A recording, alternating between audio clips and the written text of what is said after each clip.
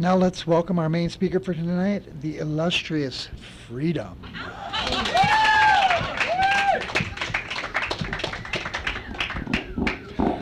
My name is Fridom. I'm an alcoholic.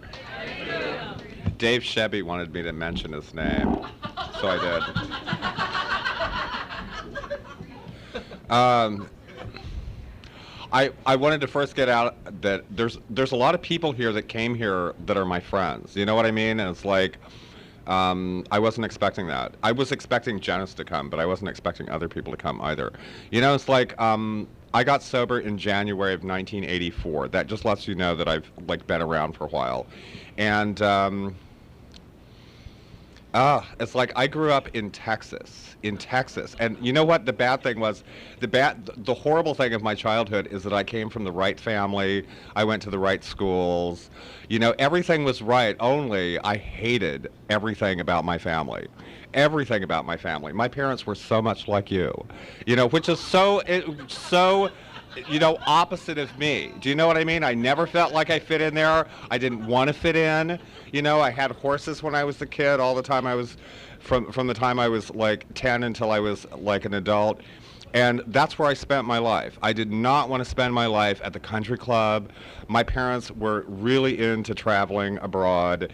And, you know, I've been to more countries than I want to go to. Do you know what I mean? And all of my friends, like when I was in high school and college, it was like they were all excited about going to Europe. And it was like, Europe is so boring. Do you know what I mean? It's so boring. The only cool thing about Europe is that a lot of places have really good, cheap prices on really high quality heroin. That's the only thing good about Europe. You know, that's the only thing. I don't care about the wine. I don't care about the sights. I don't give a damn about the museums. They just have like really good prices on heroin. And it's white heroin. It's not that black tar crap from Mexico. Do you know what I mean? That was what's good about Europe, you know? And that's the only thing. The only thing, you know? And people are ruder there than they are here. They are. And the point of it being is that nothing, if I would have, you know, I always thought when I was a kid that if I just had normal parents that, you know, did not have the lifestyle that my parents had, that my life would be great. But the reality is that people that I went to high school with that didn't have that lifestyle, did not have horses, you know, did not get to do whatever they wanted, you know, and I would have been really unhappy without that. Do you know what I mean? But since I had it, I had to bitch about something, so that's what I bitched about, you know? And my mother drank a lot of gin. That was her deal, you know, and my parents were wine connoisseurs as well. What the biggest change to me was when I was 12, and I went. My father's brother was a big game hunter in Africa, and we went on safari when I was 12. You know, and we went to hunt wildebeest. You know, and I grew up with rifles. I'm from Texas. You know, and if you're an animal freak, you know, tell someone else. You know, but the reality is that one of the greatest experiences of my life was shooting a wildebeest in Africa. It was the only one I ever shot, but it was a determining factor because my uncle, my father's brother, like told me that I was finally a man, and after we shot the wildebeest, we were sitting under an acacia tree in Africa. It was like 120 degrees. We shot it in a place called the Sawari Plain, and there was like in 1972 there was 170 million wildebeest on the annual migration. So I took one of them. Do you know what I mean? Wasn't a big deal. You know, and there's still a lot of them left. But anyways, my uncle was kind of bizarre, and they never got along. But I mean, the point of it being is, after I shot it, we were sitting under this tree, and he pulled out a flask, and he gave me some of his like alcohol, and he drank this liqueur called absinthe from Portugal after a successful hunt, you know. And it's like, I'm convinced that if it had been anything else, I probably might have been a pure alcoholic. But absinthe has a narcotic in it as well, which produces an unbelievable effect. You know, alcohol and narcotics is a fabulous mix, you know. I think the reason doctors tell you that it's bad is because they don't want anybody to have that much fun in life. You know, but then I got back to Texas and I was like mortified that they do not sell absinthe in Texas. You know, and it was even worse to find out that they don't sell it anywhere here. You know, so it was like I had to find my narcotics other places. And you know, if my parents hadn't drank, I wouldn't have had a problem with alcohol. But when I drank alcohol when I was a kid, I got into a lot of trouble. You know, and I was like really advanced for Southern Texas when I was in high school. And I drank really a lot. I've never blacked out. When I came to Alcoholics Anonymous, I thought maybe I wasn't really an alcoholic because I have never blacked out on booze, ever, you know? And, but I thought I was not an alcoholic for a lot of different reasons, none of which were true. And, you know, when I rely on what my head comes up with, I'm in, you know, in a bad place. And I'll explain to you why. Because when I was growing up in Texas, this is a side shoot that doesn't have anything to do with anything, but it had something to do with my head and the way I think. When I was a kid, right before Easter time, you'd go into the grocery store, and there'd be this little corral set up, and in Texas, they dyed baby chickens like purple and green and red, and they put them out for, you know, before Easter, you know, and they were dyed bright colors. You know what I mean? It was one of these things that they did when I was a kid, and then when I was like 17, they just stopped doing it. You know, they didn't do them anymore, you know? And what happened was is I was driving home from the stables to my house in Texas, you know, and I was drinking, and I got this fabulous idea. It was just so fabulous. It couldn't, you know, do you know what I mean? I had like unbelievable. Anyways, one of the things that I had when I was growing up is I had, my father bought me once a flocking gun, and a flocking gun is something you hook up to a garden hose and flock Christmas trees with, you know? And I still to this day have no idea why my father bought this. You know what? I never flocked a Christmas tree in my life, but I flocked everything else I could get my hands on. Everything. And you could change the color. You know, people toilet papered people's houses at night when I was in high school. You toilet paper someone's house, it's there maybe a week. If you flock their house, it's there next year. You know what I mean? You leave a lasting impression. You know, and if you do it bright orange, it's really cool. You know? So anyways, I got this idea. I was drinking, and there was an agricultural barn that was where the future farmers of America that went to high school in my area went to become like farmers. Like, God only knows why you have to go to school to be a farmer. You know what I mean?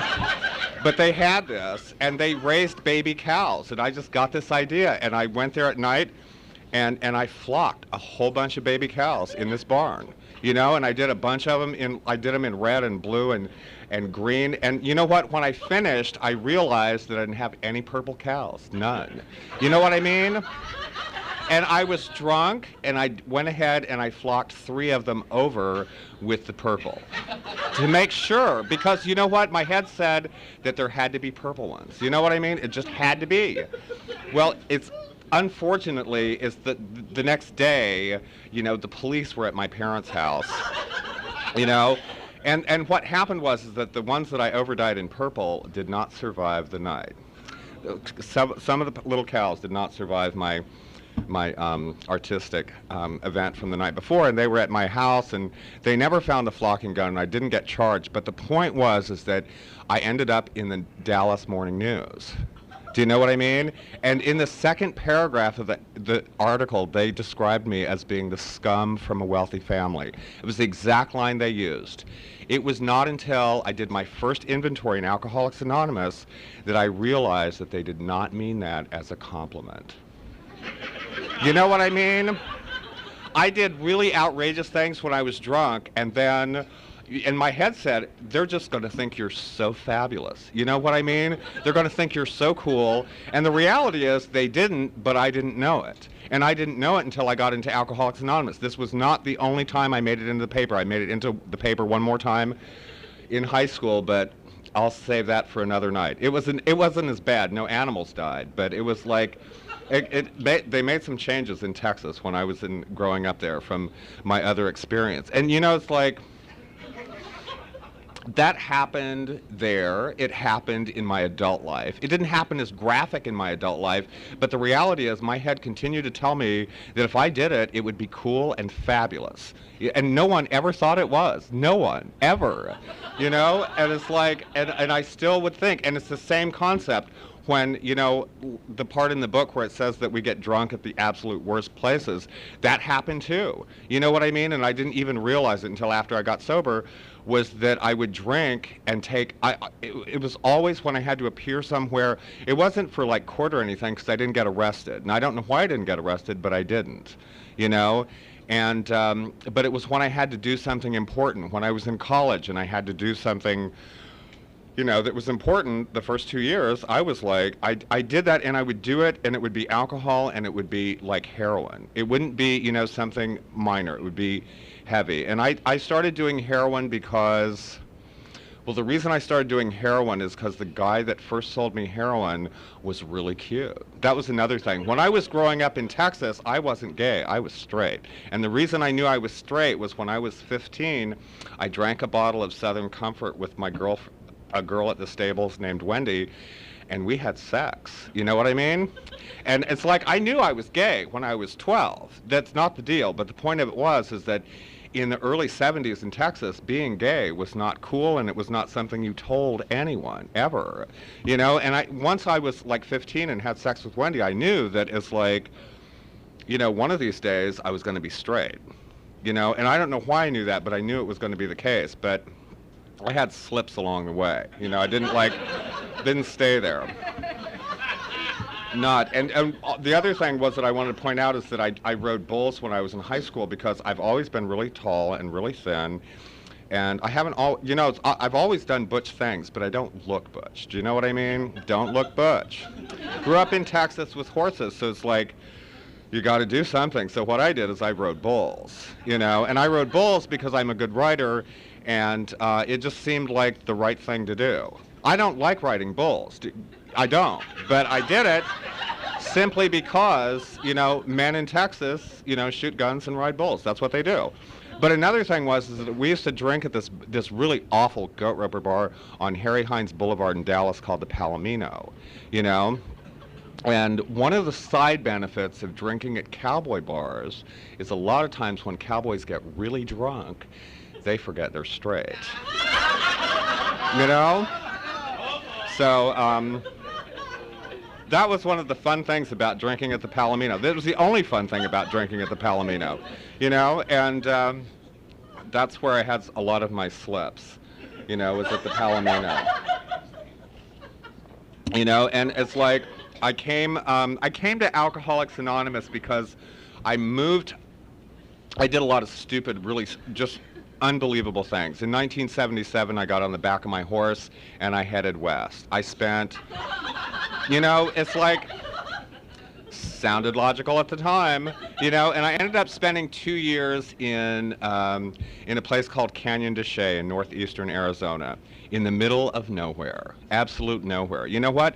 But I didn't have to do anything responsible there. You know what? I didn't look at it that way when I was young, but looking back, any of the like really interesting things that I did had nothing to do with reality. It had nothing to do with checking accounts. It had nothing to do with work. It had to do with fun and escape. You know, but I was having a lot of fun, so I didn't notice, you know, what was really going on. And then I came to LA. I came to LA because I was living in Taos, New Mexico, and I'd moved to Taos, New Mexico because I thought Taos, New Mexico was going to be different, you know? And I thought that I'd move there and I'd just paint and I wouldn't do anything else. I'd just do the art. And I moved to Taos, New Mexico, and Taos, New Mexico is filled with hippies. You know what I mean? And I thought hippies were cool until I moved to Taos, New Mexico. You know, I missed the 60s, I did the 70s, thought hippies were just the coolest people on the planet, moved to Taos, New Mexico, and realized why my parents hated hippies. Do you know what I mean? It's just, they were just like, maybe they were cool in the 60s, but by the time the 70s happened and they were living in Taos, they were no longer cool. You know, and I moved there, and all I did there was drugs. I didn't do any art. And I had a lot of kind of odd experiences, but I have odd experiences wherever I go. You know what I mean? I could have odd experiences in Fresno, trust me. You know, if I'm there, odd experiences are going to follow. I didn't know that when I was, like, before I came to AA, that I had any participation in any of the odd excitement that happened in my life. You know, and but when I came to LA, I was hooked on heroin, and I wanted to get off heroin. That was my whole point, was coming here, was to get off heroin. It's kind of like moving to Denmark to get off heroin. Do you know what I mean? A friend of mine did. You know what I mean? LA is just like moving to Denmark to get off drugs. You know, and then I ended up doing a couple more years here in Hollywood, and a lot of the things that I wanted to do that I dreamed about doing when I was a kid, I did here in Hollywood. You know what I mean?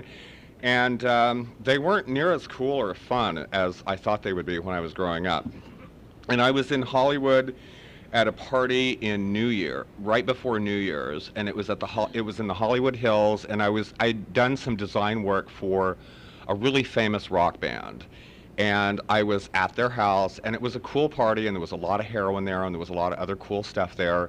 And that week, I didn't get high, not once. Do you know what I mean? We ended up getting Everclear shipped up from someplace on Sunset that delivered, and I drank half a bottle and didn't get a buzz. You know, and I poured some of it out on the table and lit it on fire to make sure it was real booze, because I was sure it was water.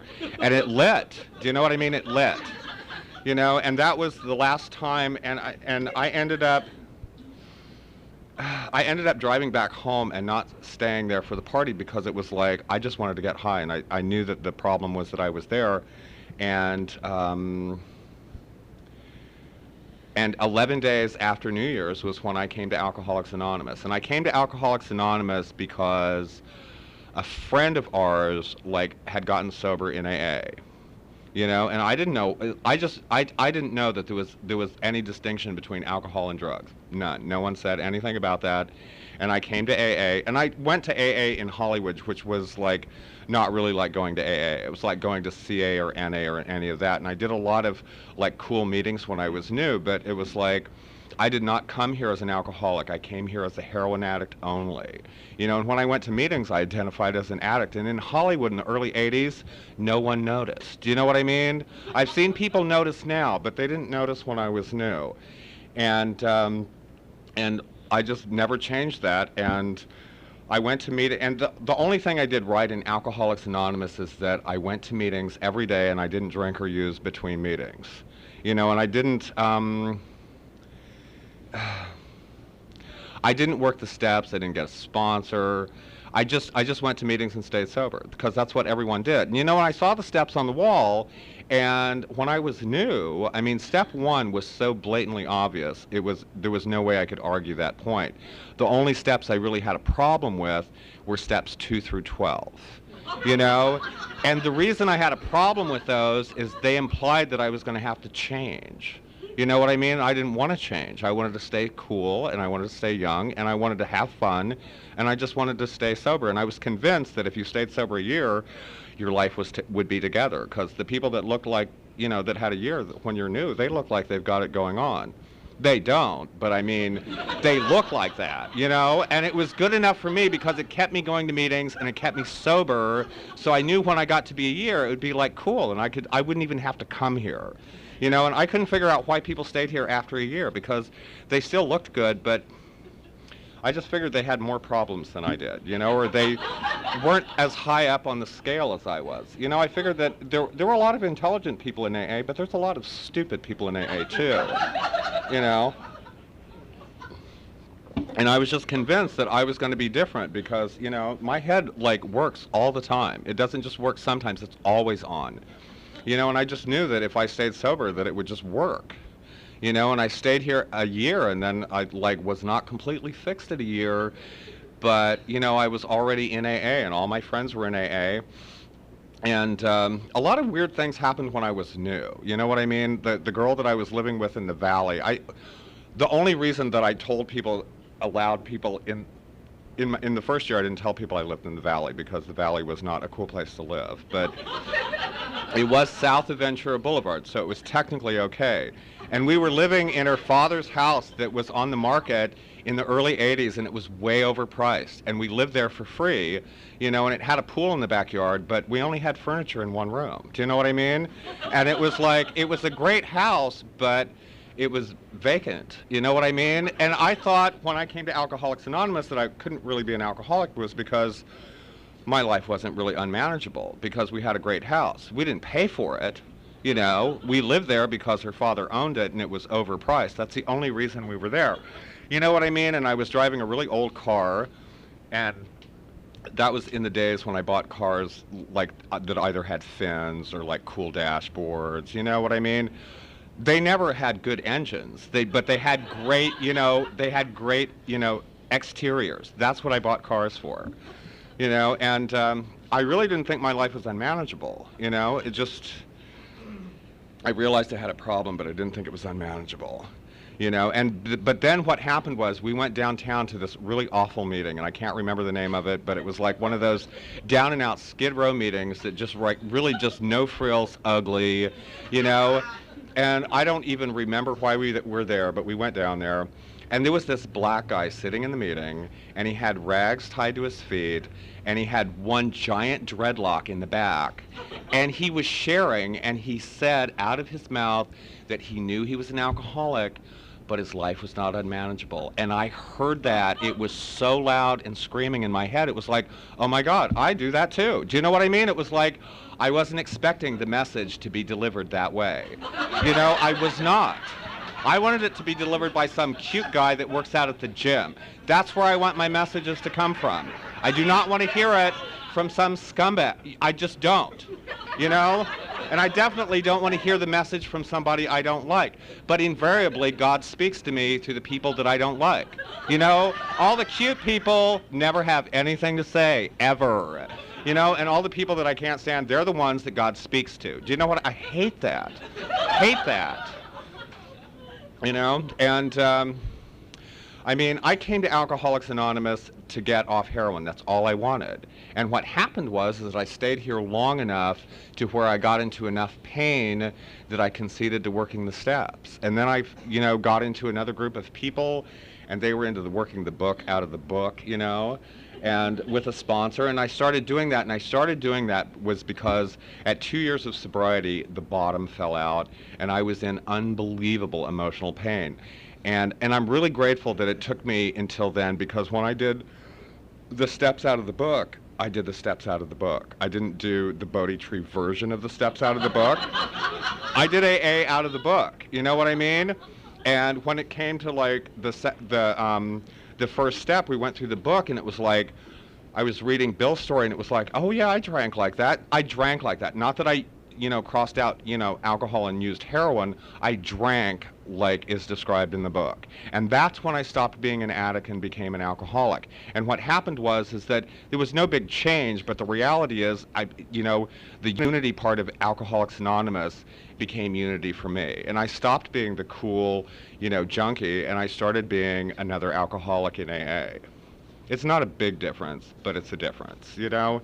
And it had to do with when we got to the third step, I did the third step on my knees, not because I was raised in religion, which I'm grateful to my parents that I was not, but the point of it being is, I wanted sobriety, and I wanted the steps to work, and if it meant doing the third step on my knees, I was willing to do it. Up until that time, if it wasn't cool or didn't look fun, I didn't want to do it.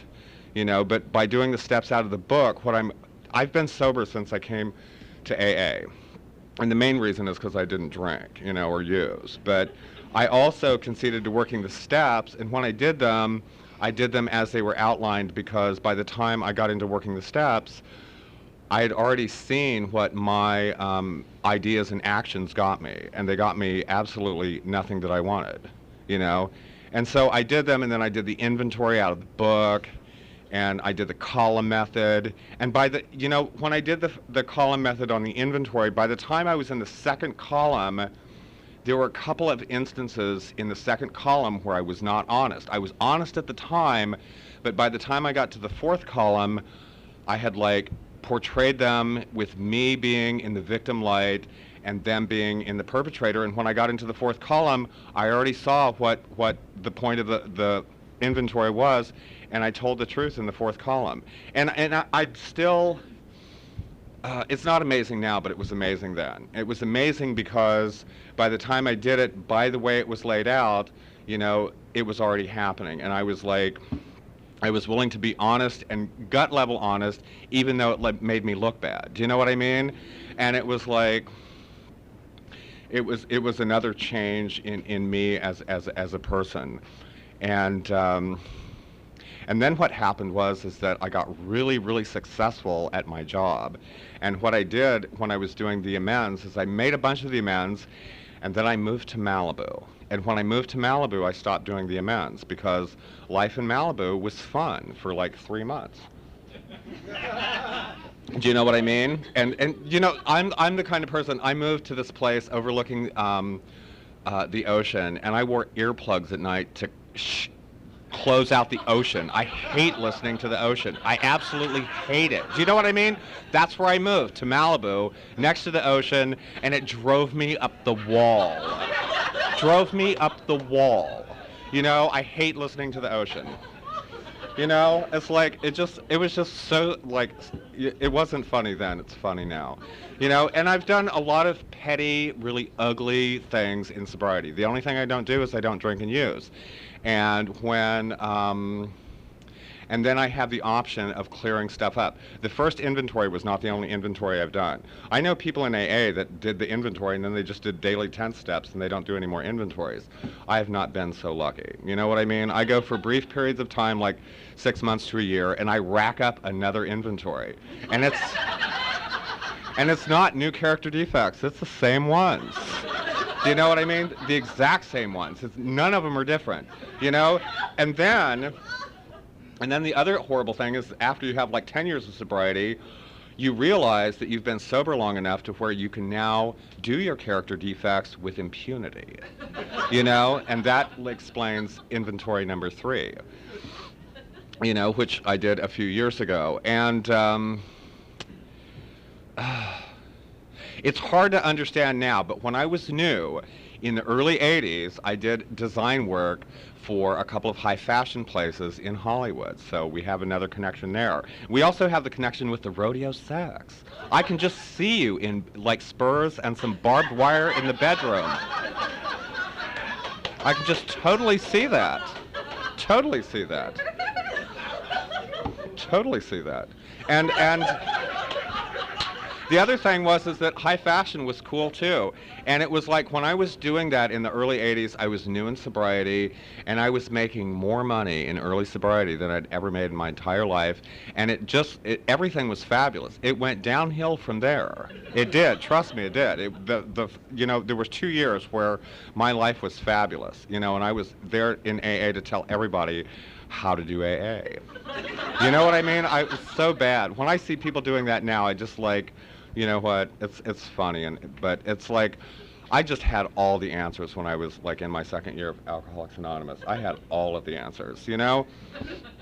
And life was really fun, and it was really cool, and then it stopped being fun because I decided to do things on my own because I was just too cool to like work for someone else, and then, you know, that's when it kind of like went away. And the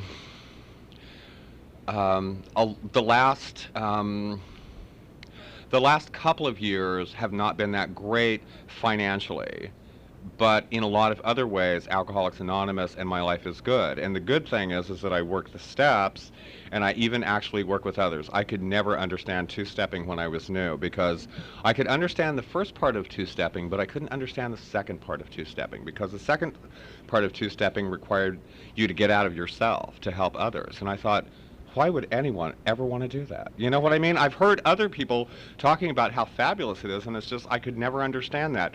And I didn't make that connection until I had done the first 11 steps in Alcoholics Anonymous. And after I got to the point where I was doing the 11th step every morning, that's when I had the connection. Maybe other people have it before I got it, but I didn't get it until was at the 11th step. And when I got to that point, for whatever reason, the thing that's in me that was missing got put back in to where I became willing to work with other people. I see other people that are way newer than I am do that, and it seems like normal and right to them. It never seemed normal and right to me. You know, and that was another thing that I felt that I was different in Alcoholics Anonymous because I just didn't care. You know what I mean? And I didn't tell people that I didn't care, but I knew I didn't care. You know, and I knew it would make me look really bad if I said that I really don't care about newcomers. You know what I mean? I knew it would make me look bad, so I just never told people. And what happened was, as a result of working the steps, I got what's talked about in the 12th step. I had the spiritual experience, and I had not only the wisdom to pass on, but I had the desire to pass it on to other people. And that's not what I was seeking in Alcoholics Anonymous. I did not want to be like everybody else in AA. I just never wanted to be that way, you know, and all the cool stuff is gone. You know what I mean? I haven't had a cool hairdo in like probably 8 or 10 years. You know what I mean? And I have not made an appointment at the Gauntlet since like 1989. That was the last time I went. It doesn't, you know what? It's like all of my earrings like are like you can't see because they're below the neck. Do you know what I mean? There's nothing. I didn't do it above the neck. But another thing was is that when the last time that I did the inventory, and did the amends with people, it was like I had a breakthrough that I've never had before, and I don't know why it happened this last time, but what happened was is that I actually made a spiritual connection when I did the 3rd step, and I had a connection when I did the 9th step as well. And it's something that I never really wanted. I've never wanted to be spiritual. I've never wanted to, you know, I never like to like pray and meditate in the morning because I've always got other things to do. Do you know what I mean? I've just never wanted to do that. And I've started doing that only because I like the way it makes me feel during the day. Do you know what I mean? And it also clears away so that I have a lot less amends to make because I'm a lot easier to be with. Do you know what I mean? There's a lot of people in Los Angeles that, you know, need some direction. But when I pray and meditate, other people can give the direction. It's not always the case. Occasionally I have my moments. Don't get me wrong, I do. But the reality is that for the most part, it's a lot easier for me to be quiet and to be polite when I pray and meditate in the morning.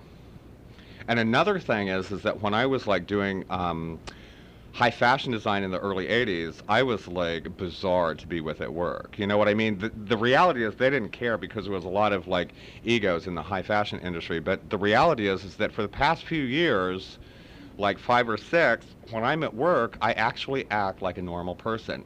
And it happened a couple of years ago when I was working for another company. And what happened was that they said, one of the bosses said that to someone else in the company that I was a really normal employee. You know what I mean? And the reality was that that's when I realized that when you act normal around other people, they perceive you as normal. Do you know what I mean? It was an eye-opening experience. I never even looked at myself as being just a normal individual. Never. And the reality is that when you act like an adult, people think you are. Do you know what I mean? They do. And I was really amazed at that. And if I hadn't have experienced it, I probably wouldn't have believed it. But I got that from doing that, and I stopped wanting to. I just don't have a desire to be like, I have a desire to be odd and bizarre, but when my head tells me do this because it'll be really cool, I already know it's only cool here. Do you know what I mean? I already know that everyone else on the planet is going to be appalled. You know, so I don't do it. I don't. You know, I just don't. And for the most part, my head doesn't come up with great stuff, but occasionally it does. And it says, do this. You know, and I already know, you know, that it's going to be bad, you know, and I'm old enough too, so that I'm sure that the magic carpet that keeps me out of jail will not keep me out of doing it. You know what I mean? It's just that that's one of the things about being in Alcoholics Anonymous and having, you know, a head that still works. You know, and I was convinced when I was new that a year of sobriety was going to fix me. And when I had a year of sobriety, I knew damn well sure it was going to happen by 5. And when I had 5, then 10 became the magic number. And when 10 happened, I realized that 20 was not going to be it. But at the same time, I had been sober long enough and gotten enough things out of sobriety that I was happy with what I had gotten so far out of sobriety and out of life. And it's like, I've seen so many people get really bad results from drinking after 10 years of sobriety. You know, and I've seen people get bad results after drinking from a year of sobriety, but I mean, the longer you stay sober, the worse the results become. And any day that's really bad in Alcoholics Anonymous is never that bad. It's never that bad. And I don't know, it's like, all I wanted in AA was to get off heroin. That's all I wanted, you know, and I've gotten friends. And I've gotten like a lot of friends. One of the things is that when I was younger, I always chased after really cool people. Do you know what I mean? Really cool people that dressed really well and that had wild hair and like, you know, I just wanted to be with cool people. And when I was with cool people, then I wanted to be with other cool people. Do you know what I mean? And none of the cool people that I was ever with were the people that I wanted to be with after I was with them. Never. A lot of them I didn't even like, you know? You know, two of the rock stars that I did business with and I hung out with, I didn't even, you know, like them after I, you know, was friends with them. Do you know what I mean? And they should have fixed my life forever. They should have done that, but they didn't. You know, and what I've had, you know, experienced in Alcoholics Anonymous is just by being myself, warts and all. What I've attracted in my life is people like Janice and Leonore and people that actually like me for me and don't expect me to be somebody else after we become friends. Do you know what I mean? And it's like, it was a big eye-opening experience to like attract people that I actually like being around and that I actually like being friends with. It was